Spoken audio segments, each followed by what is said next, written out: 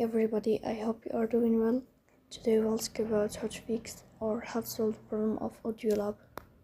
You click on settings. In this page, you click on apps, default apps, app settings.